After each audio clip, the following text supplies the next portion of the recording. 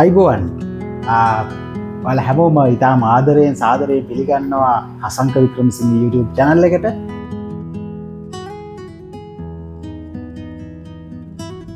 ඔබ දන්නවා මේ වෙලාවට මේ වෙනකොට අපේ YouTube channel එක හරහා මොන වගේ දේවල්ද කතා කරන්නේ? අපේ YouTube channel එක හරහා එකතු වෙන ඔබට ඔබේ ජීවිතය සාර්ථක කරගන්න මොන වගේ දේවල්ද ලැබෙන්නේ කියන කාරණාව ඔබ දැනටමත් හොඳ ආකාරවම දන්නවා. පළවෙනි වීඩියෝ එකේදී කතා කරා මේ බලාපොරොත්තු ජීවිතයෙන් අතාරින්න ඉලක්ක ලං කරගන්න කියන මාතෘකාව. එතෙන්දී මම කතා කළා මේ ඉලක්කයක් කියන එක ජීවිතේට කොයිතරම් දුරට වැදගත්ද කියන කාරණාව. ඊට පස්සේ මම කතා කරා දෙවෙනි වීඩියෝ එක විදිහට කොහොමද ඔබ නිවැරදිව ඉලක්කයක් හදාගන්නේ? එහෙම නැත්නම් ස්මාර්ට් ඉලක්කයක් කොහොමද ඔබ හදාගන්නේ කියන කාරණාව. හොඳයි. මේ වීඩියෝ එකේදී අපි බලාපොරොත්තු වෙන්නේ මේ වීඩියෝදී මම බලාපොරොත්තු වෙන්නේ දැන් ඔබ ඉලක්කයේ වැදගත්කම අවබෝධ කරගත්තා. දැන් ඔබ ඉලක්කය නිශ්චිතව ඩිෆයින් කරගත්තා, නිර්වචනය කරගත්තා. නැත්නම් ඔබ ස්මාර්ට් ඉලක්කයක් දැන් හදාගත්තා. දැන් කොහොමද මේ ඉලක්කයට යන පාරවල් ටික හදාගන්නේ? මේ ඉලක්කයට යන සැලසුම සකස් කරගන්නේ කොහොමද කියන එකට ඔබට ඉන්සයිට්ස් ටිකක් දෙන්න, නැත්නම් අදහස් සහ යෝජනා ටිකක් දෙන්නයි මේ වීඩියෝ එක සිද්ධ කරන්නේ. හොඳයි. අපි මුලින්ම බලමු අපි ඉලක්කයක් ගත්තහම අපේ අර ස්මාර්ට් ඉලක්කයක් සෙට් කරගත්තට පස්සේ මේ ඉලක්කයට යන පාරවල් සකස් කරගන්න, මාර්ග හදාගන්න විදිය, සැලැස්ම හදාගන්න විදිය මම සරල අත්‍යවශ්‍ය කාරණා 5කින් ඔබට පැහැදිලි කරන්න. පළවෙනි එක, මුලින්ම ඔබ ඔබේ ඉලක්කයට යන්න තියෙන පාරවල් ටික අඳුනා ගන්න. මෙතනදී ඔබට එක පාරක් නෙමෙයි, පාරවල් කීපයක් පේන්න ඕනේ. එක පාරක් පිළිලා මදි. ඔබට ඉලක්කයට යන්න පුළුවන් මාර්ග සියල්ලම වගේ පෙන්වනවා නම් ඉතාම හොඳයි. නමුත් අඩුම ගානේ ඔබට මාර්ග කීපයක්වත් කාරණා. ඒ පාරේ යනකොට ඔබට හම්බෙන සංදිස්ථාන, එහෙම නැත්නම් ඔබට හම්බෙන බාධක, ප්‍රශ්න, ගැටලු අඳුනා ගන්න. ඒ පාරේ යනකොට හම්බෙන ඒ සංදිස්ථාන, ඒ බාධක, ඒ ප්‍රශ්න, ඒ ගැටලු හඳුනා ගන්න. මතක තියාගන්න, මෙතනදී ඔබ එක ප්‍රශ්නයකටවත්, එක ගැටලුවකටවත්, එක අභියෝගයකටවත් විසඳුම් හොයන්න යන්න එපා. ඔබ මෙහිදී සිද්ධ කරන්නේ නිකන් හඳුනා ගැනීම පමණමයි. මම ඉදිරියේදී පැහැදිලි කරන්නම් කොතනදීද ඔබ විසඳුම් හොයන්න ඕනේ, කොතනදීද ඔබ මේ ගැන හිතන්න ඕනේ කියන කාරණාව. ඊට පස්සේ තුන්වෙනි කාරණාව, ඒ පාරේ යනකොට ඔබට හිමි වෙන දේවල්, ඔබට අහිමි වෙන දේවල් අඳුනා ගන්න ඕනේ. එතකොට මේ හිමි වෙන දේවල් වල සහ අහිමි වෙන දේවල් වල වටිනාකම ඔබ ඔබේ ඉලක්කයට සාපේක්ෂව අක්සේරුවක් කරගන්නත් ඕනේ. අංක 4. දැන් ඔබ මේ පාරවල් වලින් එක පාරක් තෝරගන්න ඕනේ. දැන් ඔන්න ඔබ තෝරගත්ත පාරේ තියෙන බාධක, ප්‍රශ්න, ගැටලු, අභියෝග මේවා ටික දැන් තමයි ඔබ අදට විශ්ලේෂණය කරලා විසඳුම් හොයන්න යන්න ඕනේ. මොකද ඔබ දැන් මේ පාර හොයාගෙන, එමෙතේ පාර හදාගෙන යන්න ඕන නිසා. ඔබ යන පාර දැන් තෝරාගෙන ඉවර නිසා.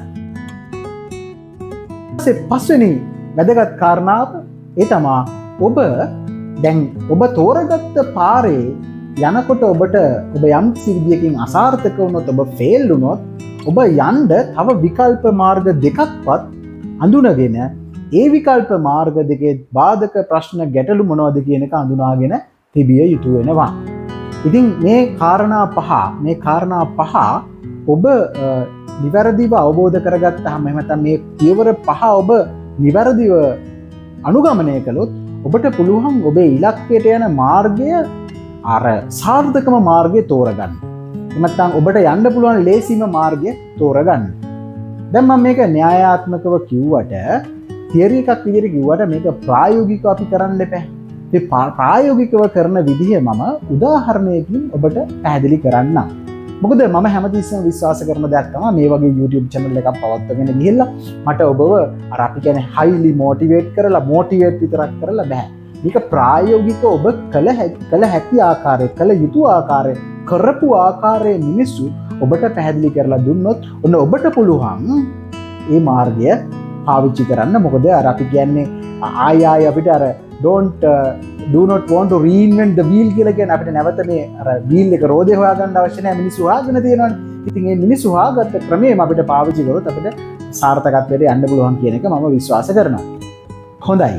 අපි දැන් මේක උදාහරණයකින් ප්‍රායෝගිකව වෙන විදිය ගැන චුට්ටක් බලමු. අපි හිතමු ඔබේ ඉලක්කය තමයි ඔබේ සිහින වාහනය මිලදී ගන්න එක.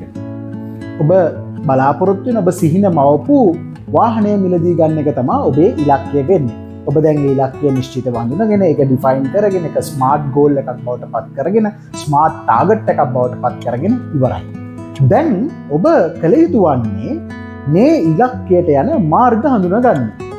දැන් මෙහිදී මම මගේ ජීවිතයේ තියෙන අත්දැකීම් අනුව මම සඳහන් කරන්නම් මට පෙළෙන මාර්ග. පළවෙනි මාර්ගය. ඔබට පුළුවන් යම්කිසි මුදලක් ඉතුරු කරලා ඒ මුදලෙන් වාහනයක් ගන්න කියලා. ඔබට පුළුවන් යම්කිසි මුදලක් ඉතුරු කරගෙන ඊට පස්සේ ඉතුරු ටික ලීසින් එකකට යන්න. එහෙම නැත්නම් ඔබට තව පුළුවන් ඊළඟ තුන්වෙනි මාර්ගයේ විදිහට ඔබට පුළුවන් බැංකුවකින් ණයක් ගන්න, පුද්ගල ණයක් වගේ අරගෙන ඒ හරහා ඔබේ සිහින වාහනේ මිලදී ගන්න. එහෙම නැත්නම් ඔබට පුළුවන් ඔබේ තියෙන දේපලත් ඉඩ කඩමක් විකුණලා වාහනයක් මිලදී ගන්න. මට පේනවා මෙන්න මේ මාර්ග 4. අපි දැන් මේ මාර්ග 4 ගැන පොඩි විශ්ලේෂණයක් කරලා බලමු අර මම කලින් සඳහන් කරපු පියවර අනුව. අපි මේ එකිනෙක දැන් විශ්ලේෂණය කරලා බලමු. ඉතින් පළවෙනි එක තමයි ඔබට පුළුවන් බැංකුවක තැන්පත් කරලා මුදල් එකතු කරලා ඒ මුදල් එකතු කරපුවකින් වාහනය මිලදී ගන්න. අපි එහෙම හිතමුකෝ. ඔබේ වාහන ලක්ෂ 50ක් ගන්නවා. ඔබ ලක්ෂ 50 ඉතුරු කරලා වාහනය ගන්න බලාපොරොත්තු වෙනවා. මේ ක්‍රමේ මේ පාරේ ඔයා ගියොත් ඔයාට සමහර විට ඔබේ සිහිනය සැබෑ කරගන්නකට ලොකු කාලයක් යන්න ඉඩ තියෙනවා. මේ වාහනය මිලදී ගන්නවා කියන එකට ලොකු කාලයක් යන්න ඉඩ තියෙනවා. එතකොට ඔබ මුදල් ඉතුරු කරන්න එපා. සමහරට මේ මුදල් ඉතුරු කරගෙන යද්දී ඒ අතරමඟදී ඔයාට කරදරයක් ප්‍රශ්නයක් ඇවිල්ලා ඒ මුදල් වියදම් වෙලා යනවා. ඔබේ එකක් ඔබේ ඉලක්කයට යන්න කාලයක් යනවා සහ ඔබේ මේ අතරමඟදී මේ මුදල් දේවල් නැති වෙලා ඔබේ ඉලක්කයට යනක තවදුරටත් ප්‍රමාද වෙන්න පුළුවන්.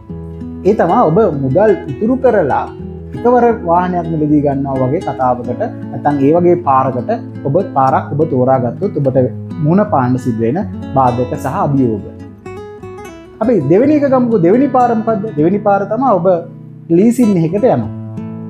ඒතර ලීසින් එකකට වගේ යනකොට මොනවද තියෙන අභියෝග, ගැටලු සහ බාධක ප්‍රශ්න.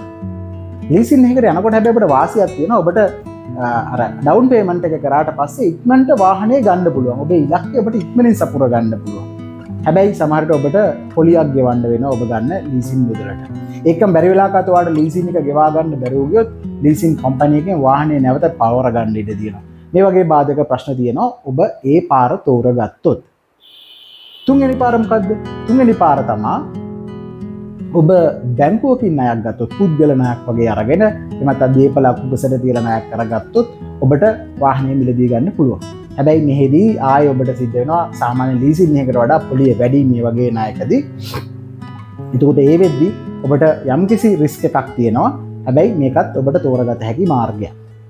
ඊට පස්සේ හතරවෙනි මාර්ගය මා සඳහන් කරමු. හතරවෙනි මාර්ගය මා සඳහන් කරේ ඔබේ තියෙන දේපලක් හරි ඉඩ කඩන් හරි විකුණල ගන්න එක. හැබැයි මේක අපි අනුමත කරන්නේ නැහැ. ඒක හරහා ඔබට අර අටුව කඩලා පුටුව හදනවා වගේ වෙන්න පුළුවන්. ඒ නිසා හැබැයි ඔබට යම්කිසි කෙනෙක්ට මේ මාර්ගය තෝරගන්නත් පුළුවන්. ඉතින් මේ ආකාරයට ඔබ තෝරගත්ත ඔබට පෙනෙන මාර්ග නිශ්චිතව ඒ වගේ වාසි අවාසි ඒ වගේ බාධක ප්‍රශ්න ගැටලු ඔබ අඳුනගත්තාම ඔබට හරි ලේසි අදාළ මාර්ගය තෝරගන්න. එතකොට ඔබට පුළුවන් හරි ඉක්මනට ඔබේ ඉලක්කයට යන්න. එහෙම නැත්නම් අර දැනගෙන ගියොත් අතරගම නොදැන ගියොත් අතරමඟ වගේ වෙන්නේ නැතුව ඔබට ඔබේ ඉලක්කයට යන්න පුළුවන් වෙනවා. ඉතින් මිත්‍රවරුනි මම මේ සඳහන් කළේ කොහොමද අපි අර ඉලක්කයකට යන නිවැරදිව පාර අඳුනගෙන ඒ පාර ඔස්සේ ගමන් කරන්න කියලා පුංචි අදහසක් ඔයාලට දුන්නේ. මේ පිළිබඳව තව විස්තරාත්මකව අපිට ඕනනම් කතා කරන්න පුළුවන්. හැබැයි නමුත් මම හිතනවා ඔබට යම් අදහසක් එයි ඔබ මේ වීඩියෝ එක බලනකොට කොහොමද මම යන්නේ කියන එක. මේක ඔබට මම එක උදාහරණයකින් පැහැදිලි කරාට ඔබට පුළුවන් මේක හැම ඔබේ ඉලක්කයකටම හැම සිහිනයකටම ඔබට මේක ඇප්ලයි කරන්න පුළුවන්. ඒතර මේ ක්‍රමය ඇප්ලයි කරොත් වරදින්නේ නැහැ. ඒක ෂුවර්. මම ප්‍රායෝගිකව අතදා බලලා දිනවා. අනිවාර්යෙන් ඔබට ඔබේ ඉලක්කයට පහසුවෙන් යන්න පුළුවන්කමක් තියෙනවා. ඉතින් මේ වගේ ඉතා විශේෂී වීඩියෝ සුවිශේෂී දැනුම ලබා දෙන ජීවන දැනුම ලබා දෙන ලයිෆ් ස්කිල්ස් ලබා දෙන මේ වගේ YouTube channel එකකට ඔබ එකතු වෙලා නැත්නම් දැන්ම එකතු වෙන්න. විතරම මේ මා සමග රැඳී සිටින මා මේ වැනි දේවල් විශ්ලේෂණය කරලා මගේ අත්දැකීම් එක්ක මේ YouTube channel එකට දානවා. ඒ දැම්මහම ඔබට මේවා බලලා ඔබේ ජීවිතේට මේවා එකතු කරගන්න පුළුවන්. ඒක ඔබට ලොකු හයියක් ශක්තියක් වෙනවා නොඅනුමානයි. ඒකම ඔබේ යාළුවන්ටත් මේ වීඩියෝස් බලන්න යවන්න. මේක ෂෙයා කරන්න, මේකේ link එක ෂෙයා කරන්න, යාළුවන්ට කමෙන්ට් කරන්න, ඔබ කමෙන්ට් කරන්න. ඒ හරහා මේ YouTube channel එක වටා ඉන්න ප්‍රජාව වැඩි කරගත්තාම ඒ හරහා අපිට මේ පණිවිඩය සමාජගත කරන්න පුළුවන්. ඉලක්කවලට යන්න පසුතැවි යන්න බැරුව හිත ඉන්න අයට මේ වගේ වීඩියෝස් ලොකු පිටුවහලක් අත්වටක් වෙනවා කියන එක මා අනිවාර්යයෙන්ම දන්නවා. ඉතින් බොහොම ස්තුතියි රැඳී සිටියාට.